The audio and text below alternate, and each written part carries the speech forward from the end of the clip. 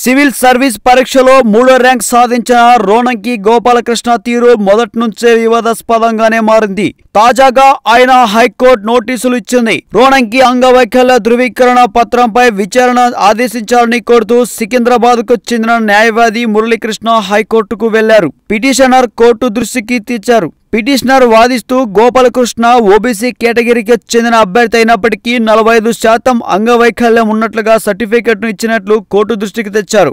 Preliminary పరీక్షలో అంగవైకల్యం quota కింద 75.34% కట్ ఆఫ్ మార్కులుగా ఉన్నట్లు వివరించారు. ఓబీసీ కేటగిరీకి కట్ ఆఫ్ మార్కులు 110 అని తెలిపారు. గోపాలకృష్ణకు ప్రిలిమినరీలో 91.34 మార్కులు వచ్చాయన్నారు. అయితే గతంలోనూ ఇదే రకంగా వ్యవహరించాడు రోనంకి.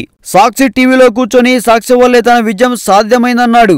సాక్షి పత్రికల క్లిప్పింగ్లు తనకు ఎంతో ఉపయోగపడ్డాయని చెప్పాడు.